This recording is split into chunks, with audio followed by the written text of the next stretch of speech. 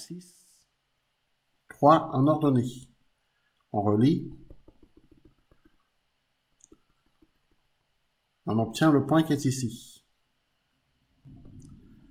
Puis le point de coordonnées 4, 5. 4 en abscisse, 5 en ordonnée. Donc 4 en abscisse, c'est ici. 5 en ordonnée, c'est ici. On relie.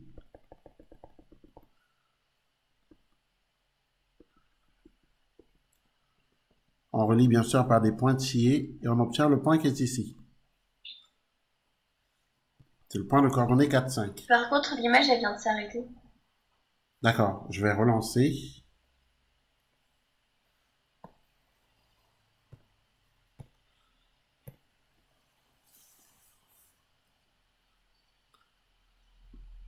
Est-ce que c'est bon? C'est en train de charger.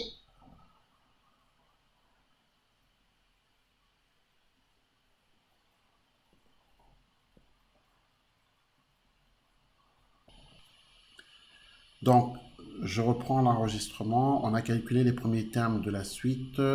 On nous demande de représenter graphiquement la suite UN définie par UN égale 2n-3 pour tout n, tout entier n appartenant à grand N. Méthodiquement, il suffit de représenter graphiquement l'ensemble des points de coordonnées NUN. C'est ce qu'on a expliqué. Autrement dit, les points de coordonnées 0U0, 1U1, 2U2, 3U3, etc. Il conviendra donc de calculer U0, U1, U2, U3, puisqu'on est bien d'accord que ces termes-là ne nous sont pas donnés. On a simplement la suite. On connaît la forme explicite de la suite UN, donc il nous faut maintenant calculer les premiers termes de cette suite. Donc c'est ce que nous avons fait. On a calculé les premiers termes de cette suite, U0, U1, U2, et on s'est arrêté à U6.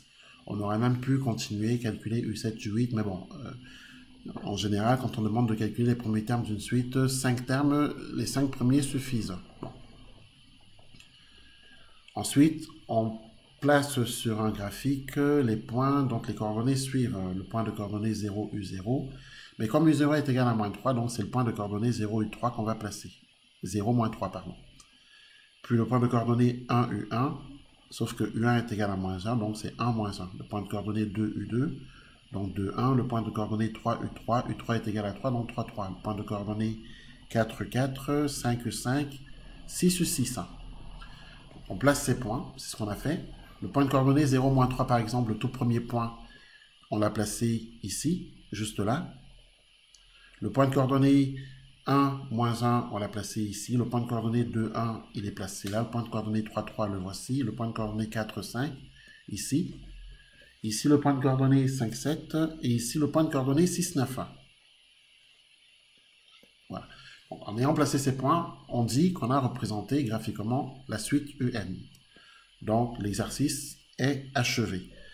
On pourra simplement remarquer ici dans cet exercice que les points qu'on vient de placer sont tous alignés. Et ils sont tous alignés et il y a une raison à cela. La raison, c'est qu'ils ont des coordonnées qui ont la forme, qui sont de la forme n 2n-3.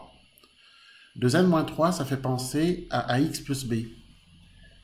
Les équations de droite de la forme y égale à x plus b, on le sait depuis la classe de 3e, sont